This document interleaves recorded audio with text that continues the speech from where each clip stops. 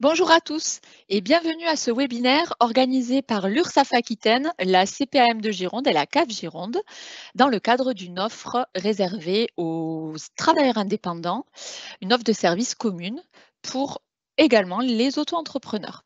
Au cours de ce webinaire d'une durée d'une heure à peu près, nous vous présenterons vos obligations déclaratives côté URSSAF et les moyens de paiement, les prestations de base de la CPAM, Caisse primaire d'assurance maladie et de la CAF. Vous avez été nombreux à poser des questions en amont de ce webinaire et on vous en remercie. Vous allez retrouver pas mal de réponses sur nos présentations, nos diverses présentations. On vous invite cependant à aller poser vos questions directement dans le chat. Donc, le fil de discussion qui vous est proposé, c'est les deux petites bulles avec le point d'interrogation. N'hésitez pas, notre producteur nous publie ces questions et les chatteurs présents aujourd'hui y répondront et on prendra le temps, vous le voyez dans le sommaire, on prendra également le temps entre chaque partie de vous faire une petite session questions-réponses, donc de récupérer les questions posées dans le chat. Donc n'hésitez pas à aller liker les questions qui vous intéressent le plus, c'est le petit pouce, et comme ça on les sélectionnera en priorité pour y répondre. Donc, le replay de ce webinaire sera accessible dans le mail d'invitation que vous avez reçu à la base. Donc, vous pourrez revoir tout le webinaire. Il n'y a pas de support qui vous est envoyé. C'est un replay qui vous est proposé à partir du lien d'invitation, je le rappelle. Un questionnaire de satisfaction vous sera également poussé dans le fil de discussion. Je vous préviendrai quand ça sera le cas. On vous remercie par avance d'y répondre pour nous améliorer, voir quel thème vous aimeriez aborder pour le prochain coup. Là, aujourd'hui, ça va être plutôt sur le thème de la création d'entreprise. Donc, vous êtes nouvellement affilié. Pour toute demande individuelle sur votre dossier, là, on vous invite à solliciter soit un rendez-vous par Internet avec un organisme présent aujourd'hui. Vous pouvez le faire via vos comptes en ligne aussi. Vous avez aussi l'onglet messagerie de vos différents comptes en ligne, que ce soit URSSAF, sur Amélie pour la CPAM ou bien la CAF.fr pour la CAF. Justement, en parlant de la CPAM, nous avons un petit contretemps aujourd'hui. Techniquement, ils n'ont pas pu être présents, donc ils doivent nous suivre en tant que participants. Normalement, j'espère qu'ils ont réussi à se connecter. Donc, c'est moi qui vais présenter cette partie CPAM. Voilà, moi, je suis Fouzia Mehdi et je suis issue de l'URSSAF Aquitaine. Donc, je vais commencer d'abord avec la partie URSSAF et mes premiers mois. Donc, oui, vous pouvez continuer. OK. Donc, on vous fait quelques rappels déjà au niveau de la DGFiP, donc tout ce qui va être au niveau de vos impôts. Les impôts vous conseillent fortement d'ouvrir votre espace professionnel en ligne. Donc, généralement, on a tous un espace personnel pour faire nos déclarations d'impôts, etc. Et vous avez aussi la possibilité donc d'ouvrir un espace professionnel sur impôts.gouv.fr et dessus, vous pourrez avoir pas mal d'informations d'ordre général, mais aussi très personnelles. Et vous avez un onglet messagerie si vous voulez contacter votre centre des impôts côté entreprise. On y parle notamment de l'abattement forfaitaire en micro-entreprise selon l'activité et également de la contribution à la formation professionnelle, la CFE, que vous avez à payer une fois par an. Au niveau de l'INPI, donc l'INPI, c'est votre centre de formalité des entreprises. Donc normalement, pour vous installer, vous avez dû vous connecter sur l'INPI avec soit des identifiants France Connect par exemple. Ce qu'on veut vous rappeler aussi, c'est que si vous avez une modification à faire au niveau de vos formalités ou une adjonction d'activité, vous voulez rajouter une activité par exemple, il faut le faire via l'INPI. Donc, c'est bien au niveau de cette plateforme que ça sera enregistré. Et ensuite, au niveau URSSAF, nous aurons l'information. Voilà. Donc, ça, c'est important de le faire via l'INPI. Donc, on va commencer par l'auto-entrepreneur, parce qu'aujourd'hui, normalement, nous avons et des auto-entrepreneurs et ce que je vais appeler les travailleurs indépendants classiques. Donc, ceux qui sont en entreprise individuelle au réel ou en société. Donc là, on commence avec l'auto-entreprise. Donc, l'auto-entrepreneur, les conditions pour rester auto-entrepreneur, c'est une entreprise individuelle sous le régime fiscal de la micro et soumis à l'impôt sur le revenu. C'est d'office. Donc, vous avez un chiffre d'affaires à ne pas dépasser par année civile, année du 1er janvier au 31 décembre, de 188 700 € pour une activité de vente et de 77 700 € pour une activité de prestation de services, que ce soit en BIC, bénéfice industriel ou commercial, ou en BNC, bénéfice non commercial, donc pour ce qui s'apparente de la profession libérale non réglementée. Donc, on va distinguer les deux et on a les professions libérales qui sont, elles, réglementées, qui relèvent de la CIPAV pour la retraite. Et également, 77 700 €, c'est concerne les auto-entrepreneurs qui ont comme activité de la fourniture de logements tels que meublés, de tourisme classé et chambres d'hôtes. Attention, la première année d'activité, ce montant de chiffre d'affaires doit être proratisé en fonction de votre date d'affiliation. Donc, si ce n'est pas du 1er janvier, il faut bien le proratiser. Donc, on a cet exemple d'un début d'activité au 1er mars 2025. Quelqu'un qui fait de la prestation de service, il a un chiffre d'affaires à ne pas dépasser de 77 700.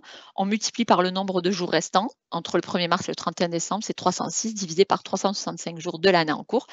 Donc, ça nous fait un chiffre d'affaires à ne pas dépasser de 65 140 €. Et dès l'année 2026, vous basculez sur le chiffre d'affaires global.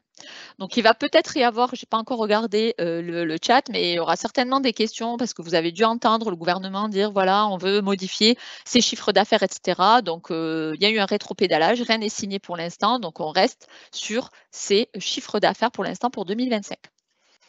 Attention, vous restez en franchise de TVA jusqu'à certains seuils, certains seuils, des premiers seuils. Donc, il faudra regarder un peu plus sur le site de l'auto-entrepreneur. Voilà, dans les 30 000 € et dans les 70 000 €. Donc, vous regarderez un peu plus en détail. Donc, on ne l'a pas mis, mais voilà, vous avez un premier seuil pour rester hors franchise, enfin hors TVA. Les modalités de calcul et de périodicité. Donc, pour les auto-entrepreneurs, le calcul et le paiement se fait chaque mois ou chaque trimestre. Ça, c'est lors de votre inscription. Vous allez cocher soit au mensuel, soit au trimestriel. On vous conseille fortement d'être au mensuel lorsque vous êtes inscrit à France Travail et que vous avez des allocations retour à l'emploi. C'est quasiment une obligation si vous voulez, si vous avez gardé un maintien des allocations pour que France Travail vous fasse le complément.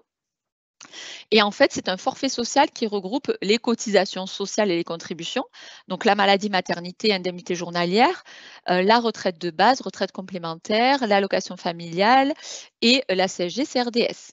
Donc à cela va s'ajouter une contribution à la formation professionnelle qui est de 0,10 % pour les commerçants, 0,20 % pour les professions libérales et 0,30 % pour les artisans. Ça, c'est automatique au niveau de votre déclaration. De toute façon, en ligne, vous aurez vos taux directement appliqués. On va regarder la suite. Donc au niveau de l'ACRE, donc là, au niveau de votre inscription, si vous avez demandé l'ACRE, si vous êtes toujours dans les 45 jours d'inscription et que vous ne l'avez pas fait, vous pourrez le demander. Mais normalement, vous l'avez déjà fait lors de votre inscription. Donc l'ACRE, c'est une exonération de charges partielle pour les auto-entrepreneurs, c'est-à-dire que vous allez payer quasiment moitié forfait en moins pendant votre première année d'activité. Donc la vente de marchandises, ce sera 6,20 % le taux de cotisation. La prestation de service commercial ou artisanal en BIC, c'est 10,60 €.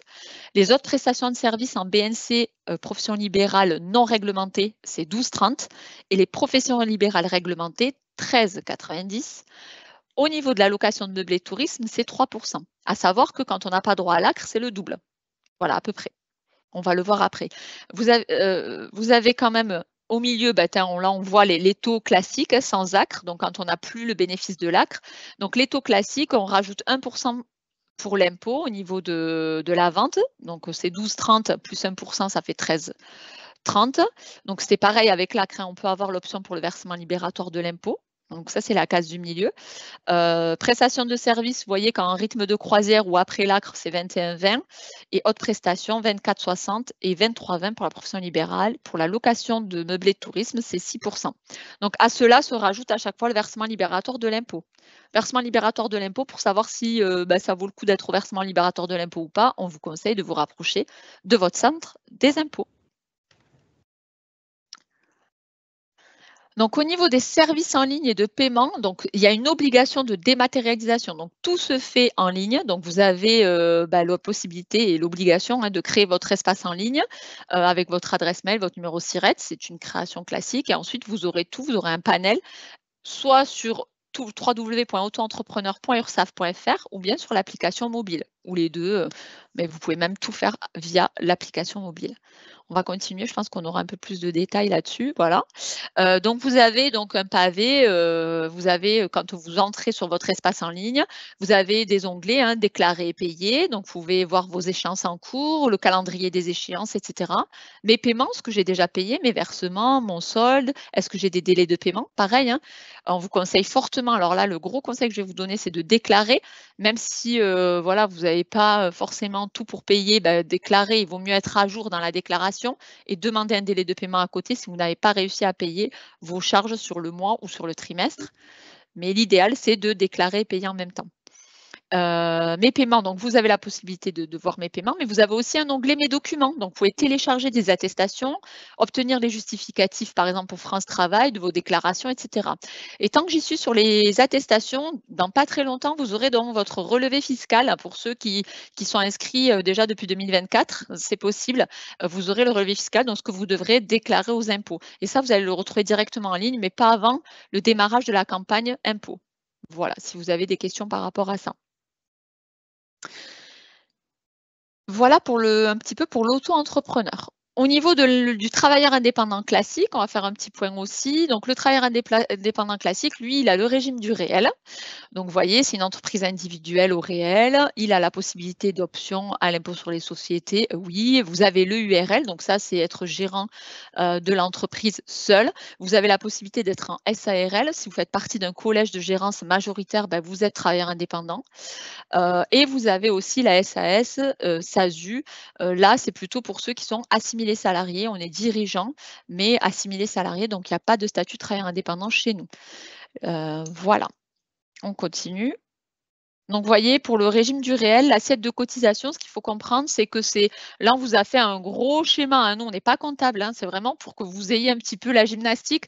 Mais voilà, l'assiette de cotisation à l'impôt sur le revenu, c'est le chiffre d'affaires, donc toutes vos recettes, moins les charges frais et les cotisations sociales. Et ça donne un bénéfice net. Et nous, à l'URSSAF, on va appeler vos cotisations sur ce bénéfice net. Donc, vous voyez qu'il y a une grosse différence avec l'auto-entrepreneur qui, lui, déclare un chiffre d'affaires et paye tout sur son chiffre d'affaires. Il ne doit pas déduire ni charges ni frais. Qu'on soit bien d'accord, là, je parle pour ceux qui sont en entreprise individuelle ou en société.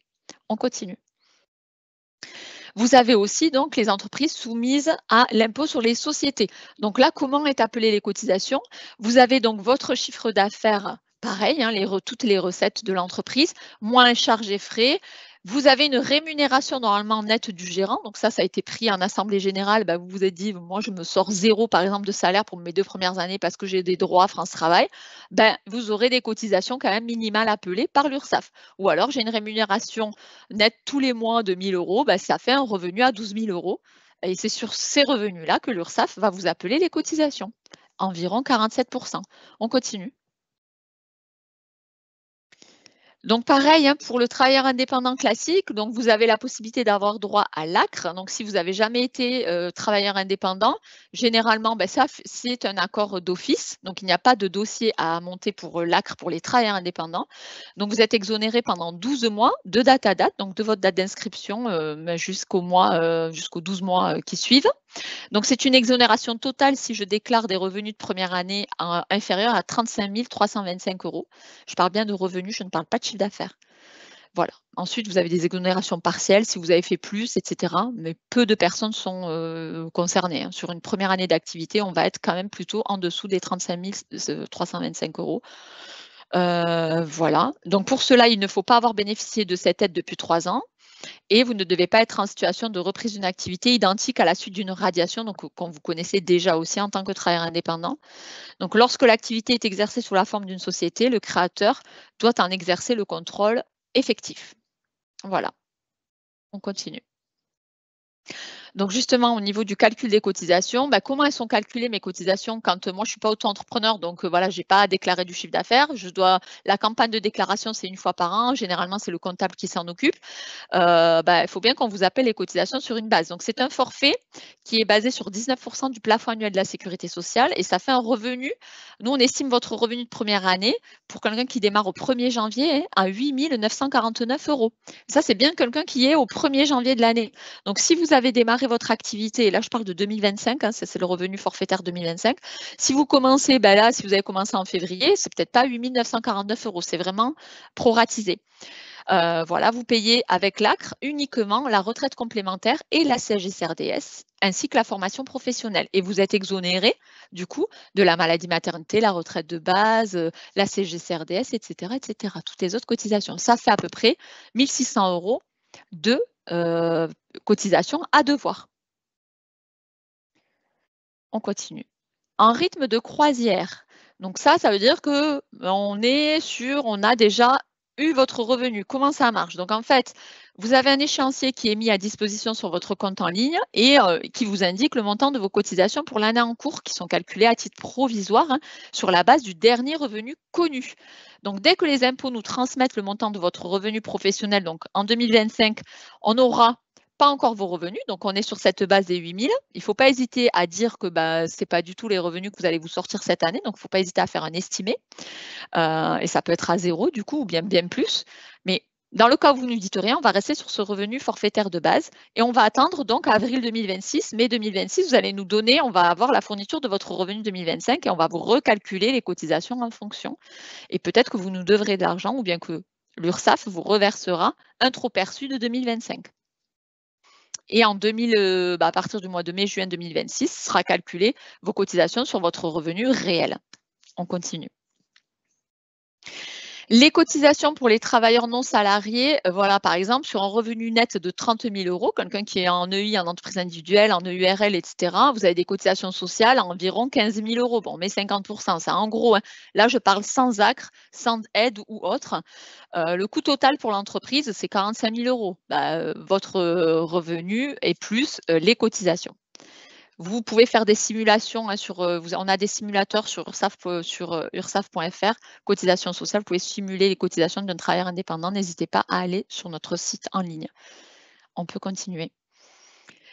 Je le disais tout à l'heure, vous avez quand même une base de cotisation minimale, quoi qu'il arrive. Donc, quoi qu'il arrive, vous allez payer. C'est à la différence de l'auto-entrepreneur. L'auto-entrepreneur, il déclare 0 toute l'année, un chiffre d'affaires à 0. Il paye 0. Par contre, un travailleur indépendant classique, lui, quoi qu'il arrive, il paye un minimum en maladie. Un minimum, c'est ce qu'on appelle les indemnités journalières, un peu le forfait d'indemnité journalière, vous voyez, à 94 € pour cette année 2025. Il va payer de la retraite de base à 949 €, de l'invalidité d'essai à 70 € et la formation professionnelle. Mais il aura droit à 3 trimestres de retraite cotisés. Il faut le savoir, ce qui n'est pas le cas de l'auto-entrepreneur. OK, donc attention à ça. Voilà la différence quand même flagrante entre les deux statuts. On continue. Voilà, je vous parlais de l'estimation de revenus. Je vous ai dit que sur la première année et demie, vous allez être jusqu'à ce qu'on ait votre revenu réel en 2026.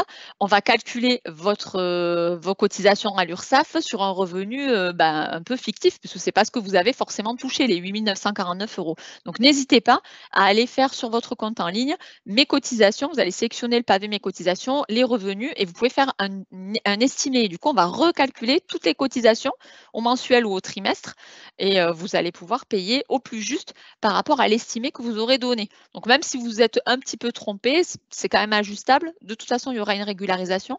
Donc n'hésitez pas. C'est quand même plus intéressant, je pense, de faire de cette façon-là et vous serez au plus près de votre trésorerie. Vous avez un délai de 90 jours en début d'activité pour payer les premières cotisations. Donc on vous laisse tranquille ces 90 jours. Après, ça arrive. Et vous êtes on vous conseille fortement de passer en mensuel au prélèvement automatique, vous aurez moins de soucis, je pense, au 5 ou au 20 du mois, ou soit c'est trimestriel par défaut, et trimestre, on va vous demander les échéances au 5 février, au 5 mai, au 5 août et au 5 novembre. Les paiements peuvent se faire en ligne par virement. On peut continuer. Vous avez, comme l'auto-entrepreneur, mes services en ligne, mais là, c'est sur ursaf.fr pour les travailleurs indépendants dits classiques. Vous avez un tableau de bord, l'historique de vos versements. Vous pouvez suivre en temps réel vos échéances qui sont modifiées quand on fait l'estimation, par exemple. Vous pouvez demander un délai de paiement, télécharger également des attestations et échanger avec votre URSSAF via l'onglet messagerie. Il ne faut vraiment pas hésiter, surtout à donner l'accès à votre expert comptable qui, normalement, pour ceux qui sont là déjà depuis l'année dernière, ont dû demander l'accès. Voilà pour les travailleurs indépendants dits classiques. Vous voyez là, on vous montre un petit peu à quoi ressemble le site ursaf.fr sur mon compte en ligne. Vous voyez, il y a des onglets, etc. Mes revenus, vous pouvez vraiment suivre. Vous avez même un tutoriel pour créer votre espace en ligne si besoin sur ursaf.fr. On continue. Nous vous proposons l'accompagnement des travailleurs indépendants pour les travailleurs indépendants qui soient classique ou auto-entrepreneur. Donc, c'est une offre qui s'appelle Mes premiers mois avec l'URSSAF. N'hésitez pas, vous avez peut-être reçu parmi vous des newsletters. Il faut vous inscrire à cette newsletter et après, ça vous fait participer au webinaire qu'on vous présente, comme celui d'aujourd'hui. On est ravis de vous avoir. On peut vous inviter pour de futurs webinaires qu'on va vous présenter tout au long de l'année. On a une offre spécifique en région Aquitaine où on peut vous parler de la retraite aussi, ou spécifique aux femmes ou aux hommes qui vont devenir papa et maman, sur la maternité, paternité, avec des thématiques spécifiques. Là, aujourd'hui, on est sur une thématique créateur, donc c'est assez large, on fait des prestations de base, mais vous avez aussi des thématiques très précises. Donc, n'hésitez pas à vous inscrire à ces newsletters. Et il y a aussi un accompagnement personnalisé qui vous est proposé avec un premier rendez-vous téléphonique. Donc, c'est assez intéressant, ça nous permet de faire le point avec vous. Donc, ça, c'est vraiment issu de l'URSSAF. Donc, n'hésitez pas à vous inscrire sur cette newsletter. On continue. Je pense qu'on a fait le point sur l'URSSAF. Donc, je vais regarder au niveau du chat. Il me semble que mes collègues sont sur le chat également. Donc, vous avez posé vos questions par le mail. Donc, par exemple, un crédit de cotisation, comment le mobiliser? Donc, voilà, une personne qui a des cotisations, qui a des cotisations en crédit, un créditeur, donc qui a payé trop de charges et qui apparaissent en crédit, ne peut pas déduire ce crédit. Donc là, ma collègue, à juste titre, lui dit de faire sa demande via l'espace en ligne. Mais généralement, quand on a un crédit sur le compte au niveau de l'URSSAF, sur la prochaine, il est déduit sur la prochaine échéance. Si ça n'a pas été le cas, monsieur ou madame, je ne sais pas, c'est que soit il y a autre chose sur le compte. Donc, on vous invite vivement à vous connecter sur votre espace en ligne et poser la question directement. Au niveau de la retraite, donc la personne demande aussi par rapport à la retraite. La retraite, c'est suivant l'activité. Donc déjà, si vous êtes, je vous l'ai dit tout à l'heure, en tant qu'auto-entrepreneur, ça dépend de combien on fait de chiffre d'affaires. Ça dépend également de si c'est du chiffre d'affaires prestation de service ou en vente. Il y a un abattement forfaitaire, il faut le savoir, au niveau des impôts qui permet de retenir le revenu. Donc, il y a un abattement forfaitaire de 60% pour les ventes et de 50% pour la prestation de service BIC, par exemple, pour un artisan, électricien ou une coiffeuse, etc. Je vous donne ces exemples-là. Donc, ça veut dire que le revenu restant, il est que de 50%. Et pour un commerçant qui fait que de la vente, il est que de 29%. La retraite, elle est calculée sur ça, sur le revenu et non pas sur le chiffre d'affaires. Donc là, je m'adresse aux auto-entrepreneurs. Donc, attention, vous pouvez valider 1, 2, 3 ou 4 trimestres en fonction. Nous n'avons pas l'échelle en fait de chiffre d'affaires à réaliser. Donc ça, c'est au niveau de la Caisse nationale d'assurance vieillesse. Mais moi, ce que je vous invite à faire, c'est que au niveau de vos âges aussi, vous allez recevoir des relevés de carrière par rapport à des tranches d'âge. Et si vous ne l'avez pas, je vous conseille fortement d'aller vous connecter sur l'assurance-retraite.fr. En tant que salarié, vous pouvez ouvrir votre compte en ligne et avoir accès quand même à votre relevé de carrière. Ensuite, pour le reste, il faut vous rapprocher de la CARSAT. Et nous, à l'URSSAF, dans le cadre de cette offre de service commune, on va proposer également en fin d'année des webinaires comme aujourd'hui, plus précisément sur la retraite, avec nos collègues de la CARSAT. Donc voilà, restez à l'affût, vous aurez des infos là-dessus sur notre site ursaf.fr. Je regarde une autre question et après je vais passer à la CPAM parce qu'on a aussi la CAF avec nous, donc c'est hyper intéressant. Du coup, il y a eu encore des questions par rapport au changement de franchise de TVA, etc. Donc là, pour l'instant, la réforme, ma collègue vous le dit, c'est vraiment la réforme est suspendue. Donc, vous restez avec les chiffres que je vous ai annoncés tout à l'heure. On est toujours sur 188 700, etc. Et puis 77 700 euros avec les premiers seuils qu'on avait avant jusqu'à présent de 30 000 euros pour la prestation et de 70 000 euros pour les ventes. On est toujours là-dessus. C'est suspendu. Et de toute façon, tant que rien n'est paru au journal officiel, donc vous êtes dans les clous si c'est pour l'instant comme ça. Suite à la création, je n'ai pas partagé mes infos de rémunération, j'anticipe la régule d'août. Donc là, c'est certainement pas un auto-entrepreneur qui écrit, c'est un travailleur indépendant. Donc, est-ce qu'il est possible de modifier à la baisse? Bien sûr, vous pouvez modifier à la baisse, même si là, on est au mois de mars. Après, pour 2024, ça viendra peut-être baisser si vous avez des dettes. Mais bon, s'il n'y a pas de dettes, généralement, là, on va attendre le mois d'avril-mai pour vous faire la régularisation créditrice, du coup, en votre faveur ou débitrice si vous avez déclaré plus de revenus. On va continuer à vous répondre tout au long du chat. Donc, n'hésitez pas à remonter avec la souris dans le chat et de poser vos questions. N'hésitez vraiment pas. Et d'ailleurs, les collègues de la CPAM, je vois, elles se sont, connectées, elles arrivent à se connecter en tant que participantes, donc vous pourrez les retrouver tout au long du chat. Elles s'appellent Stéphanie et Karine CPAM. Elles sont identifiées comme ça dans le chat, donc n'hésitez pas, elles essayent de regarder aussi vos questions qui peuvent avoir attrait à vos droits santé. Il ne faut pas hésiter, donc au niveau de la technique, on essaye de publier un petit peu les questions et elles vont vous répondre dans le chat en tant que participante, mais c'est bien des professionnels qui vous répondent. Merci Stéphanie et Karine. Bah, du coup, je vais prendre votre relais sur la CPAM. Sur les prestations de base, donc l'étape numéro 1, bien sûr, je l'ai dit tout à l'heure, hein, c'est toujours le guichet de formalité des entreprises, donc l'INPI. Donc, vous déclarez votre activité indépendante. Donc, l'URSSAF est informé, mais pas que l'URSSAF, les autres organismes également, donc la CAF et la CPAM. L'étape 2, donc c'est bien l'URSSAF avec l'éligibilité, l'ouverture d'un compte usager, d'un compte cotisant, ce qu'on appelait le compte cotisant, et vous avez un courrier d'information qui va vous être parvenu, vous dire vous êtes bien inscrit. L'étape 3, donc vous êtes inscrit par flux informatique à l'assurance vieillesse, création d'un dossier vieillesse, mais aussi l'assurance maladie. Donc au niveau de l'assurance maladie, vous allez être un assuré connu à l'assurance maladie parce que vous étiez déjà salarié du régime général, ou alors assuré inconnu. Vous voyez, s'il y a marqué assuré inconnu à l'assurance maladie, peut-être que vous dépendiez de la MSA, donc de la mutualité sociale agricole. Et si vous n'avez plus d'activité agricole, vous allez basculer au régime général. Donc, vous voyez, l'assuré connu à l'assurance maladie, il y a une actualisation de votre dossier à la CPAM du domicile. Vous dépendez toujours de votre caisse primaire d'assurance maladie, du lieu de domicile que vous aurez choisi. Parce qu'il y en a certains, vous savez, qui ont des lieux professionnels dans un autre département. Donc là, non, vous êtes normalement rattaché à votre CPAM de domicile, donc toujours par département.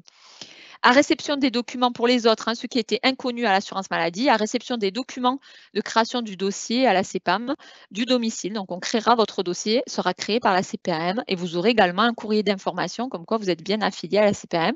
Il n'y a pas besoin de changer de carte vitale. Vous ne changez pas le numéro de sécurité sociale, il est donné à vie. Donc, vous le gardez. Et la carte vitale, il y aura certainement une mise à jour carte vitale à faire, borne pharmacie ou autre chez le médecin traitant. On continue. Au niveau de la CPAM, de la caisse primaire, ce qui paraissait intéressant à vous montrer aussi, vous, les travailleurs indépendants, c'est que vous avez peut-être droit à la complémentaire santé solidaire. Donc, c'est quoi? C'est une complémentaire santé. On vous conseille fortement, en tant que travailleur indépendant, d'avoir une complémentaire santé déjà, parce que vous vous laissez au travail ou autre, c'est très important de le faire. Mais suivant vos revenus, vous pourrez peut-être avoir une prise en charge qui est plus ou moins importante de la part de la CPAM. Donc, soit elle complétera le remboursement de la part sécurité sociale, soit elle permet également de bénéficier du 100% santé.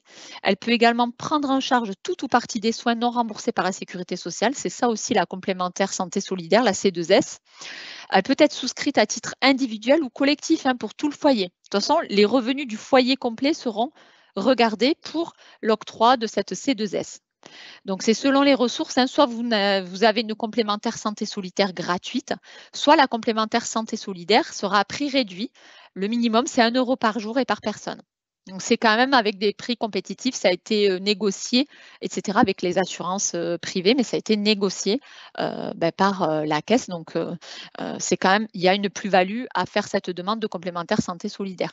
Les conditions pour en bénéficier, c'est être prise en charge des frais de santé au titre de la protection universelle maladie, la PUMA, avoir des ressources qui ne prennent pas, qui ne dépassent pas un certain montant, comme je vous disais. Donc tout ça, vous pouvez y accéder, vous pouvez aller tenter de voir si vous pouvez y accéder ou pas via mesdroitssociaux.gouv.fr. Vous avez un simulateur, n'hésitez pas à aller faire la simulation. Et ensuite, si vous voyez que vous avez peut-être droit et que grâce à aujourd'hui, vous avez cette information, vous pouvez aller faire la demande directement sur votre compte Amélie ou alors si vous n'avez pas de compte encore, de créer votre compte sur le site amélie.fr avec un formulaire spécifique. Voilà pour la C2S. Ensuite, vous avez les offres numériques. Donc, on ne va pas le dire assez, mais moi, je vais très, très souvent, moi, en tant qu'URSSAF, quand j'ai des questions à l'accueil, j'ai des questions mail, etc., d'usagers, je n'hésite pas à aller sur amélie.fr et dans la barre de recherche, à taper mes questions directement. Vous allez retrouver des thématiques. N'hésitez pas, vous avez amélie.fr, donc on vous conseille fortement de créer votre espace si ce n'est déjà fait. Donc, si vous avez déjà créé votre espace, sachez que les identifiants même si vous avez basculé en travailleur indépendant, les identifiants ne sont pas modifiés. Vous gardez les mêmes, d'accord? Donc, pour tous ceux qui n'ont pas le compte en ligne, faites cette démarche de compte en ligne. Ça restera la même chose. Vous pouvez simplifier vos démarches de santé via le compte en ligne. Vous avez un espace sécurisé et personnel. Donc, n'hésitez pas. Vous pouvez consulter vos remboursements, mettre à jour votre information, télécharger également des attestations, etc. Vous avez également mon espace santé. Donc ça, c'est en plus au niveau d'Amélie. Donc l'espace santé, c'est pour y partager votre dossier médical avec les médecins qui vous suivent. Notamment, vous avez une messagerie sécurisée, vous avez un catalogue de services, vous avez un agenda aussi qui agrège donc les événements liés au parcours de soins et vos agendas santé si vous avez des rendez-vous médicaux, Doctolib, etc. Donc voilà, n'hésitez pas à aller aussi regarder mon espace santé. Vous pouvez créer un espace santé. C'est en plus de votre espace personnel compte Amélie. Voilà, donc là, je vais essayer d'aller un peu plus en profondeur. Je suis allée vite sur cette partie-là qui n'est pas la mienne, mais qui est hyper importante sur vos droits santé. Donc voilà, il y avait Guy qui disait quel droit ouvre le paiement des cotisations URSSAF, comment fonctionne l'assurance maladie. Bon, mais ça, je l'ai dit un peu dans la slide, hein, c'est les slides que Karine et Stéphanie ont préparés de la CPAM. Donc vous voyez, vous avez une assurance maladie obligatoire, qu'on soit auto-entrepreneur ou travailleur indépendant classique, vous êtes couvert, hein, c'est-à-dire que sur les 27 ou 30 euros du médecin généraliste, maintenant on ne sait plus trop, mais vous avez une base sécurité sociale qui vous est remboursée, même si voilà, qui est sur la même hauteur qu'un salarié du régime général. C'est sur la base complémentaire qu'il faut soit avoir une assurance complémentaire, d'accord, ou soit la C2S, la complémentaire santé solidaire que je vous ai présentée. Et il y aura une prise en charge par rapport à ça. Donc, la mutuelle obligatoire des indépendants, il n'y en a pas proprement dit, mais on vous conseille fortement d'en avoir une. Si vous n'en avez pas une comme ça, vous pouvez vous renseigner donc pour la complémentaire santé solidaire. Ensuite, quand on est bonjour, je suis TNS, donc travailleur non salarié, gérant de mon EURL, inscrit à France Travail et perçoit la RE suite à dispositif, etc. J'aimerais savoir quelles sont les prestations de prévoyance dans ma situation en tant qu'inscrit France Travail. Donc là, c'est pas question d'être inscrit France Travail qui va faire que vous avez telle et telle prestation de prévoyance. Là, ce qu'on vous conseille fortement, c'est d'en faire au moins 3 ou 4, d'aller voir des assurances. On reçoit C2S exact aussi, mais au niveau tout ce qui va être prévoyance, ça va plus loin des contrats un peu plus spécifiques. Moi, je vous conseille fortement de voir avec vos assurances personnelles, par exemple, faire du bouche à oreille et faire 3-4 devis. Parce que ça dépend de ce que vous voulez aussi, ce que vous voulez comme prise en charge. Est-ce que c'est des indemnités journalières complémentaires, etc. Donc là, on n'en parle pas trop parce que c'est quelque chose où voilà, on est sur une présentation assez rapide et assez macro, où on vous parle vraiment de vos prestations de base, etc. Donc il y a les remboursements automatiques sécurité sociale, vous inquiétez pas. Donc ça, d'ailleurs pour ça, n'hésitez pas, il faut enregistrer votre RIB. La sécurité sociale peut vous rembourser, mais sur un RIB personnel. Ne mettez pas votre RIB professionnel d'entreprise. Un RIB perso enregistré à la Sécu. La CPAM, elle ne va pas vous ponctionner des cotisations sociales. Ce n'est pas l'URSSAF, d'accord? Donc là, on est vraiment sur la partie prestation. Donc, n'hésitez pas à renseigner votre RIB pour être remboursé. C'est vrai qu'ils ont cette problématique-là avec les travailleurs indépendants. Donc, enregistrez votre RIB. Voilà, donc pour ceux qui ont posé des questions sur le chat, il y a encore pas mal de questions qui remontent. Les chatteurs sont dessus, donc n'hésitez pas. Il y a quelqu'un qui parle d'une dérogation pour bénéficier de l'ACRE quand on a une activité à côté. Donc attention, il y a ma collègue qui vous a mis les conditions pour bénéficier de l'ACRE. Il y a des conditions à respecter pour bénéficier de l'ACRE, notamment pour les auto-entrepreneurs. Plusieurs conditions, au moins il faut en remplir une. Donc voilà, ça dépend. Bonjour, si on a une micro-entreprise créée en 2025, a-t-on le droit de demander des financements pour des formations telles que le FAF-CEA? Le FAF-CA, c'est bon pour les artisans, pas encore d'attestation URSSAF. Oui, il faut attendre quand même de cotiser pour la formation professionnelle, surtout pour les auto-entrepreneurs, vu que c'est sur du chiffre d'affaires. Si vous ne déclarez pas de chiffre d'affaires, vous n'aurez pas d'attestation de formation professionnelle que vous pouvez demander chaque année. Donc, il faut attendre un petit peu peut-être pour avoir un financement partiel de vos formations. Attendez aussi d'avoir déclaré du chiffre d'affaires. D'accord? Et pour les travailleurs indépendants classiques, quoi qu'il arrive, vous allez payer un forfait annuel. Donc, vous pourrez commencer dès l'année qui suit ou même dans l'année, vu que vous allez payer le forfait des formations pour demander une prise en charge partielle. Voilà, alors il y a des questions sur la déclaration annuelle. Est-ce que c'est automatique? Doit-on faire une déclaration annuelle? Nathalie qui demande ça dans le chat. Donc la déclaration annuelle des revenus, ça ne concerne uniquement que les travailleurs indépendants classiques. Donc je répète, en EURL, en entreprise individuelle classique, ça ne concerne pas les auto-entrepreneurs. Les auto-entrepreneurs, vous déclarez tous les mois ou tous les trimestres, c'est une obligation. Voilà. Et au bout de 24 mois, de toute façon, à déclaration à zéro, on vous radie. Voilà, donc quoi qu'il arrive. Donc attention, il faut déclarer tous les mois ou tous les trimestres. Pour tous les autres, c'est une fois par an et c'est pendant la déclaration d'impôt. Nous, on reçoit l'indication des impôts, du centre des impôts, il nous envoie comme quoi vous avez bien déclaré vos revenus. S'ils ne sont pas déclarés, on vous appliquera une taxation d'office. Donc généralement, là, vous venez nous voir en courant en disant non, attention, j'ai des vrais revenus, c'est pas ça mes revenus. Voilà. Donc là, votre rôle est important de vérifier si tout a bien été fait, notamment auprès du comptable, parce que généralement, vous avez un comptable. S'il n'y en a pas, vous avez une obligation de déclaration. Voilà, il y avait les deux choses. Donc, il y a pas mal de questions sur le chat. Je vais essayer d'aider ma collègue, moi, en coulisses. Je laisse la place, du coup, à Alexandra Morland et Karine pour la CAF. Merci.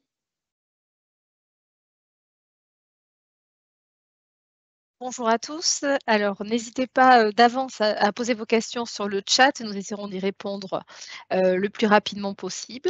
Donc, nous allons passer en revue de façon assez rapide. C'est vrai, le format est ainsi l'ensemble des prestations auxquelles vous avez droit, mais d'ores et déjà, dans la conversation, j'ai vu passer des questions pour savoir si, en tant que travailleur indépendant, il y avait les mêmes droits. Effectivement, vous avez les mêmes droits que l'ensemble d'autres situations professionnelles. Je vous ai indiqué dans le chat comment nous contacter. Avant toute chose, puisque nous allons aller assez vite, en tant qu'actif, vous avez posé peut-être la question de savoir comment contacter la CAF. Donc bien sûr, vous avez accès à l'ensemble de nos accueils avec et sans rendez-vous. Donc je vous ai donné le lien, vous pouvez les consulter sur caf.fr. Dans les modes contact à privilégier également, vous avez l'option des rendez-vous téléphoniques qui peuvent être utiles pour vous parce que vous avez un créneau horaire auquel on vous contacte pour pouvoir vous renseigner. N'hésitez pas à l'utiliser. Et de la même façon, que vous soyez allocataire ou non, si vous êtes allocataire, vous pouvez faire un mail sur votre espace personnel. Le délai de réponse est assez court. Et enfin, si vous n'êtes pas allocataire, vous pouvez aussi poser des questions. C'est une clé d'entrée pour pouvoir être aiguillé dans vos démarches. Donc, l'ensemble des démarches, vous allez le voir, se fait directement sous forme dématérialisée sur caf.fr. Donc, si vous avez un ou plusieurs enfants à charge ou si vous êtes en situation de grossesse, nous allons passer rapidement ces slides, mais vous avez droit à tout le package prestations accueil jeune enfant, aux allocations familiales qui sont aussi détectées automatiquement dès lors que vous signalez une naissance ou une arrivée au foyer d'un enfant, au complément familial, ainsi qu'à l'allocation de rentrée scolaire qui, elle, est versée une fois par an. À la mi-août, selon la déclaration des revenus. Donc l'ensemble des prestations est soumise à condition de ressources et c'est pourquoi nous allons voir, et vous avez posé les questions, comment vous allez pouvoir déclarer vos revenus si nous ne sommes pas parvenus à les récupérer. Mais surtout, puisque vous démarrez votre activité, vous posez sûrement la question de savoir si vous pouvez prétendre au RSA si vous dégagez pas ou peu de revenus ou à la prime d'activité. Et c'est ce que nous allons voir, ainsi qu'à l'allocation logement. Donc oui, bien sûr, vous êtes éligible pour cela. Vous devez faire une simulation et la demande en ligne sur caf.fr. Vous verrez, on verra ensemble les justificatifs qui vous seront demandés. On peut passer à la slide suivante. Mélanie, merci. Donc très brièvement, le pas à pas lorsque vous êtes en situation de grossesse, mais comme le disait Fouzia, vous aurez d'autres rendez-vous webinaires avec un zoom plus particulier sur ces situations-là. Donc quand vous faites vos déclarations de grossesse, vous allez pouvoir demander la prime de naissance en ligne sur caf.fr. Et au moment de la déclaration de naissance de votre enfant, mais selon conditions de ressources là aussi, seront versées l'allocation de base jusqu'aux 3 ans de votre enfant. Vous pouvez avoir accès à ce qu'on appelle communément le congé parental, la prestation partagée d'éducation de l'enfant, que vous cessiez totalement ou que vous réduisez votre activité en tant que travailleur indépendant, vous êtes également éligible si vous avez cotisé suffisamment dans les 2 à 5 années selon le rang de naissance de votre enfant. Mais bien sûr, vous avez aussi droit à la demande de complément libre choix mode de garde si vous avez recours à une assistante maternelle agréée ou à une garde à domicile ou encore à une structure. Tous ces éléments-là, vous le retrouvez non seulement sur CAF.fr, mais aussi sur le site monenfant.fr et notamment pour le recours au mode de garde. C'est ainsi que vous trouvez la disponibilité des différents modes de garde et notamment des assistantes maternelles. Donc tout se fait sur CAF.fr. Toutefois, sauf la prestation justement que l'on voit là actuellement, partager l'éducation de l'enfant, là vous pouvez nous contacter, on vous envoie un formulaire et que vous pouvez ensuite joindre sur votre espace pour plus de rapidité, inutile finalement d'envoyer le courrier. Vous pouvez transmettre votre justificatif via votre espace CAF, transmettre un document une fois qu'il est complété papier. Voilà, on peut passer sur la slide suivante. Donc, s'agissant de la prime d'activité et du RSA, en tant que travailleur indépendant, que vous soyez auto-entrepreneur ou travailleur indépendant ou encore gérant salarié, vous devez faire votre demande en ligne sur CAF.fr. Ce qui me semble important que vous gardiez en tête, c'est si vous faites une demande de RSA, automatiquement, lorsqu'elle est validée, elle calcule les droits à la prime d'activité. Par contre, l'inverse n'est pas vrai. Si vous êtes déjà bénéficiaire de la prime d'activité et que vous cessez votre activité, de travailleur indépendant notamment, là, il vous faut faire une demande de RSA, ça n'est pas automatique. Voilà. Donc, les conditions d'éligibilité, elles sont liées à l'activité, à l'âge, à la résidence en France, mais également si vous êtes français ou européen ou encore hors Europe, il y aura des conditions de droit au séjour ou de titre de séjour qui pourront vous être demandées. Les questions que j'ai vues dans la conversation concernaient surtout la déclaration de revenus.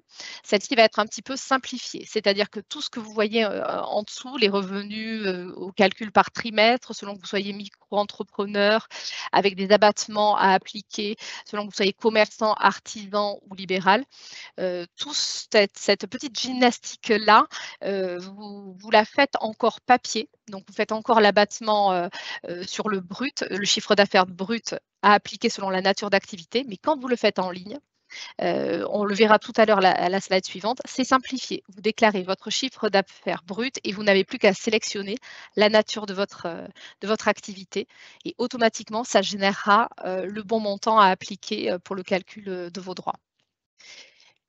Les revenus, effectivement, fonctionnent par trimestre, en fonction évidemment de vos revenus personnels, mais la prime d'activité comme le RSA, contrairement par exemple à l'allocation adulte handicapé, ne sont pas individuelles, mais sont aussi en fonction des revenus du foyer. Donc, si votre conjoint a des revenus, ceux-ci seront également pris en compte dans le calcul des droits. Pour faire la demande, vous faites la demande en ligne sur CAF.fr. Je vais vous mettre le lien dans la conversation pour la demande de RSA ou de prime d'activité. Il y avait une particularité sur le cumul d'activités qui est facilité désormais, on va le voir sur la slide suivante, puisque vous allez sélectionner la nature de votre activité et vous n'aurez plus que votre chiffre d'affaires brut à renseigner. D'autres particularités, dans les justificatifs que l'on vous réclame fréquemment pour avoir, nous, accès à différents portails, etc., là encore, c'est simplifié. Ce que l'on peut vous demander, si en début d'activité, pour établir un forfait, lorsque vous êtes travailleur indépendant depuis moins de 2 ans, c'est votre memento fiscal. Pour le reste, vous renseignez en ligne tout ce qui a trait à votre date d'inscription, etc. et on va pouvoir récupérer les éléments très fréquemment. Ce qui n'est pas, attention, la prime d'activité, le RSA n'est pas cumulable avec un congé parental, un congé sabbatique, un congé sans solde ou en disponibilité. Voilà, vous ne pouvez pas cumuler RSA et un congé sabbatique. Voilà. Donc, on le voit ici, la déclaration du chiffre d'affaires. Vous devez déclarer votre chiffre d'affaires brut sans les déductions fiscales ni les déductions de cotisations sociales.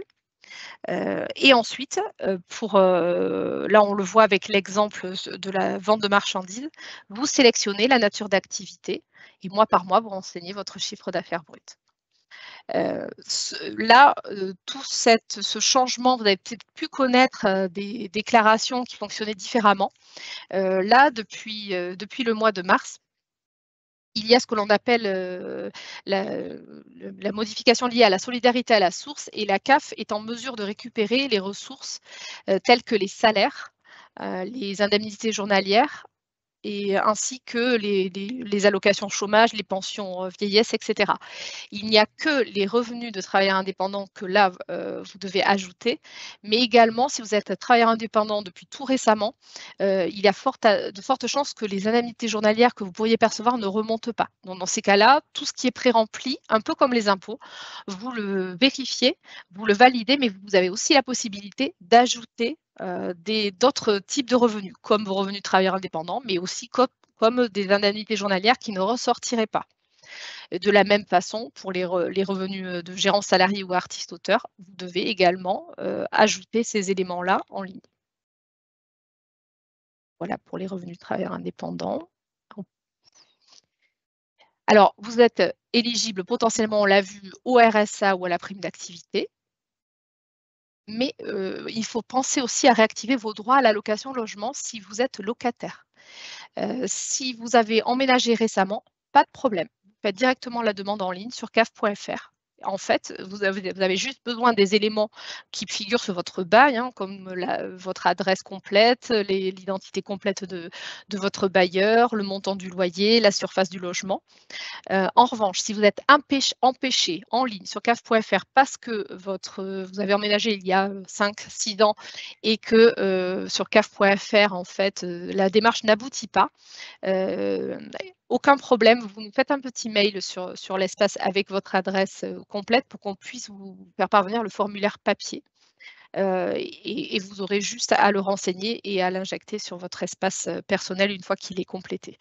Mais les 3/4 du temps, vous avez juste la demande à compléter qui, en fait, qui renseigne tous les éléments liés à votre adresse, votre bail. Et vous ajoutez, si vous êtes travailleur indépendant depuis tout récemment, c'est-à-dire depuis moins de 2 ans, vos revenus, donc là aussi le chiffre d'affaires brut, vous indiquez vos revenus. Si vous êtes travailleur indépendant depuis plus de 2 ans, là, à ce moment-là, on sera en mesure de se baser sur les revenus N-2, c'est-à-dire en fonction du dernier avis d'imposition pris en compte, comme pour l'ensemble des autres prestations. Voilà. Donc, l'allocation logement ne déroge pas à la règle. Comme pour la prime d'activité, comme pour le RSA, ça n'est pas un droit individuel. Donc, l'ensemble des revenus du foyer sont pris en compte. Mais n'hésitez pas à faire l'estimation en ligne pour voir si vous êtes éligible. Je ne sais pas si Karine a eu l'occasion de répondre à certaines questions qui pourraient ressortir sur le chat. Oui, oui, j'ai une question intéressante de mode. Je vois la toute dernière. Si vous avez 2 natures d'activité, oui, vous avez 2 options effectivement en ligne en même temps sur le site CAF. C'est facilité tout ça. Donc, vous commencez par déclarer par exemple la vente de marchandises, vous validez mois par mois et vous pouvez sélectionner une autre nature d'activité. Alors oui, je suis en train de reprendre au fur et à mesure et de Oui, répondre je petit à regarde petit aussi. aux différentes questions qui sont Ouais, posées, où effectivement, elles se ouais. regroupent toutes un petit peu en fait, Voilà, autour des mêmes problématiques. ouais, l'allocation logement est cumulable avec la prime d'activité. Oui, tout à fait. Maintenant, lorsqu'on vous verse une aide au logement, je donne un exemple de plus de 200 €, admettons, il y a un forfait qui est appliqué sur la prime d'activité qui n'est pas équivalent au montant versé d'allocation logement, mais qui peut impacter un petit peu le montant de la prime d'activité. Voilà, c'est forfaitaire, c'est maximum 140 € pour 3 personnes et plus dans le logement. Mais ça, c'est fait de façon automatique. Mais vous avez tout intérêt effectivement à faire les 2 demandes en simultané. Et là, je vois une question de mode là qui est importante parce Oui, qu'effectivement, on rencontre beaucoup ce problème la question c'est: que faire si nous avons 2 natures d'activité? Les 2 options sont-elles disponibles en même temps sur le site de la CAF? Donc non. C'est-à-dire que, et c'est important dès lors que vous êtes travailleur indépendant, que vous êtes inscrit en tant que tel et que votre activité est toujours en cours, c'est toujours l'activité travailleur indépendant qui va primer sur n'importe quelle autre situation, que vous soyez en cumul chômage ou avec une activité salariée en parallèle. Et il est important justement que dès lors que vous êtes toujours inscrit en tant que travailleur indépendant, de ne pas faire de modifications par rapport à ça. C'est pas la peine de nous préciser que vous avez une double activité en parallèle ou que vous êtes du chômage. Vous faites vos déclarations, vous déclarez tous les revenus que vous avez, hein. Bon, le chômage et les salaires, comme l'a dit Alexandra, vont être déclarés automatiquement. Et vous n'avez plus qu'à déclarer, vous, vos revenus de travailleur indépendant. Mais surtout, ne cherchez pas à modifier, en fait, sur le site ou par n'importe quel autre biais, votre situation, en fait. Voilà, Oui. c'est la Alors situation peut-être de travailleur indépendant qui prime. qui domine, oui, effectivement, mais peut-être que Maud parlait d'une double nature d'activité également en tant que travailleur indépendant, auquel cas là, c'est simplifié et elle a la possibilité de déclarer les deux en simultané. Voilà. Et si Maud, vous êtes salarié, eh bien, sachez que vos salaires, eux, seront pré-enregistrés. Vous n'aurez plus qu'à ajouter vos revenus de travailleur indépendant sur vos déclarations trimestrielles. J'ai une personne, Laetitia, qui est mariée, qui a 2 enfants. Lorsqu'elle était salariée, elle avait des versements de la part de la CAF. Depuis qu'elle travaille indépendant, la CAF verse toujours les allocations. Ça, c'est logique, hein, comme toute autre nature de situation. Mais je n'ai rien fait comme démarche auprès de la CAF. Alors, du coup, Laetitia, peut-être, si vous n'êtes pas bénéficiaire de la prime d'activité ou que vous n'avez pas réactivé votre demande d'aide au logement, il est important de consulter votre espace personnel pour voir si nous avons pu récupérer les ressources pour que le calcul puisse se faire. Si ce n'est pas le cas ou si ces allocations-là sont radiées ou que depuis vous avez changé d'adresse, il est important de refaire la demande. Il y avait une question aussi, si on est propriétaire, est-ce qu'on peut avoir des droits au logement, des droits d'aide au logement? Quasi plus, sauf si en tant que remboursement prêt immobilier suite à accession, quasi plus, sauf si le prêt, vous l'avez contracté depuis très longtemps, que c'est un prêt, voilà. Et là, sur les nouveaux prêts, il n'y a pas quoi. Enfin, les nouveaux prêts, il n'y a pas de droit. C'est ça. Il n'y a plus de droit. Okay. Voilà, il y avait cette question que j'ai vue. J'ai vérifié. Alors, pour la question anonyme sur le droit ou absence de droit, je vous invite à nous poser la question directement de nous envoyer un mail sur votre espace personnel. Parce que là, c'est une situation, c'est pas une question d'ordre général, donc il va falloir que l'on regarde votre dossier pour pouvoir vous répondre. Après, il y a Carole qui dit, est-ce que cela signifie que nous devons déclarer nos autres revenus salariaux lorsque nous sommes auto-entrepreneurs? À la CAF, oui. Chez nous, il faut déclarer que le chiffre d'affaires à l'URSSAF. Hein. D'auto-entreprise, mais à la CAF, tous les revenus sont à déclarer. Hein. Je te laisse compléter, sauf que maintenant, comme pour les impôts, la CAF vous simplifie la vie parce que vous n'avez plus qu'à les vérifier et les valider pour tout ce qui concerne les autres natures de ressources. Les salaires, le chômage, les indemnités journalières. Vous vérifiez. Par contre, c'est bien le montant net social qu'il faut regarder sur vos bulletins de salaire si vous souhaitez valider ces données-là. Voilà. Mais voilà, vous n'avez plus qu'à ajouter d'autres types de revenus comme des pensions alimentaires, là, que l'on ne récupère pas de façon contemporaine comme ça, ou revenus de travailleurs indépendants. Okay. Alors pour les indemnités journalières, c'est pas encore tout à fait ça. On attendra que janvier l'année prochaine. Il faut encore les déclarer. Il y a un petit, il y a un petit couac avec. Un petit temps. Ouais. D'ailleurs, tant qu'à faire, on parle Karine indemnité journalière, donc on a Stéphanie et Karine de la CPAM qui vous invitent. On aura un webinaire dédié aux indemnités journalières en juin, donc on vous invite à vous y inscrire aussi. Vous allez recevoir des invitations certainement, vous ferez partie de la cible qu'on invitera. Mais sachez que oui, on peut avoir dès la première année des indemnités journalières, même si on est auto-entrepreneur. Ça dépend de beaucoup de choses. Ça dépend s'il y a eu une continuité de sécurité sociale, etc. Donc c'est vraiment au cas par cas. Donc on donnera les grandes lignes sur ce webinaire-là. Donc aujourd'hui, c'était vraiment, on ne rentrait pas tellement dans le détail de tout ça. Non. Donc on vous remercie quand même pour ces questions-là. Il y a énormément de questions. Je vais repréciser peut-être, sauf si la CAF c'est bon, ou voilà, je vais repréciser deux, trois choses. Voilà, merci. Ouais, je vais juste préciser, moi, je vois des questions qui sont vraiment spécifiques au dossier. Vraiment, je vous invite vraiment à faire un mail sur votre espace ou prendre un rendez-vous téléphonique s'il y a des contraintes pour vous déplacer. Je vois qu'il y a des questions aussi concernant la prime d'activité probablement et le statut d'apprenti ou d'alternant. Là, il y a des particularités, donc n'hésitez pas à venir vers nous et à vérifier tout ça. Pareil pour les trop perçus. Là, c'est pareil, autant prendre le temps de faire le point sur votre dossier. N'hésitez pas à le faire. Voilà. Merci beaucoup Alexandra. Karine, il y a eu pas mal de réponses aussi, donc je disais par rapport à la CPAM, donc elles ont essayé aussi de répondre, hein, Stéphanie et Karine Lacroix, je vous remercie, dans le chat on vous a vu, donc merci à vous. Au niveau des questions URSAF, il y a eu pas mal de questions qui sont arrivées par derrière avec le chat, j'ai aidé ma collègue tant bien que mal sur le chat, essayez d'aller regarder si on vous a répondu, on a essayé de répondre au maximum de personnes. Je vais juste repréciser une chose et après je terminerai. Donc, je reprécise que les auto-entrepreneurs déclarent le chiffre d'affaires qu'ils ont encaissé sur le mois, sur le trimestre. Il y a eu pas mal de questions là-dessus. Donc, on déclare qu'une fois qu'on l'a encaissé, si c'est un chèque en bois, nous, on va vous appeler des cotisations alors que vous n'avez même pas été payé. Donc, attention, partez et soyez assez logique à ce niveau-là. Il y a eu d'autres questions sur voilà, des exemples de facturation, etc., sur la TVA, quel article de loi il faut marquer. N'hésitez pas à aller sur les sites officiels, www.autoentrepreneur.ursaf.fr. Dessus, vous tapez exemple de facturation, vous avez même on vous donne des exemples de facturation avec les mentions légales à mettre sur vos factures de vente, de prestations, etc. Donc toutes ces questions-là, donc ça prouve que cet engouement et toutes ces questions, ça veut dire que voilà, vous posez encore des questions et c'est bien, il faut le faire. On a pas mal de choses en ligne, vous pouvez y aller directement. Donc là, on a un temps quand même qui est assez court, on est désolé pour ça, on voit l'engouement. Donc c'est pour ça qu'on a aussi des webinaires, une proposition de webinaires sur le long de l'année avec des thématiques, des focus sur des thématiques un peu plus importantes comme les indemnités journalières ou la maladie, la maternité-paternité, la retraite aussi, il y a eu des questions sur la retraite. Donc ça, je vous invite vraiment à vous connecter sur ces moments de vie du travailleur indépendant.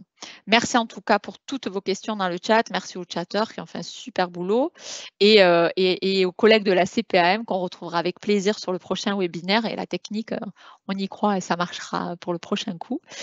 Du coup, j'en profite pour remercier, vous remercier encore les participants. Je vous rappelle que normalement, alors est-ce qu'on a réussi à mettre sur le fil de discussion, oui, il a réussi à le mettre. Hein. Donc, vous avez un forms en fait, vous avez un formulaire pour de satisfaction. Donc, pendant que je fais ma petite conclusion, je vous invite à aller le compléter parce que justement, vous pourrez reparler un petit peu. Vous avez été quand même assez actif lors de ce webinaire, donc vous pourrez le compléter en disant ouais, nous, ça a été trop court par exemple. On voulait poser, voilà, on voulait avoir plus de réponses et tout. Donc, on essaie de faire en sorte que ce soit le plus interactif possible. C'est pour ça que voilà, c'est assez libre et qu'on parle les unes après les autres. Donc, n'hésitez pas à nous donner aussi votre avis. Ça sert aussi à ça. Donc voilà, je vous disais, je vous remercie pour ce premier webinaire de l'année 2025 pour nos créateurs d'entreprise. Donc on va continuer sur notre lancée. Vous pourrez retrouver le calendrier sur ursaf.fr, sur l'Aquitaine notamment, et avec nos collègues bien sûr que je remercie fort, donc la CAF de la Gironde et la CPAM Gironde qui étaient quand même avec nous sur le chat. Je remercie tous les chatteurs, je remercie la production aussi en Midi-Pyrénées. Voilà. Après, je vous dis à très bientôt pour un prochain webinaire. Bonne journée.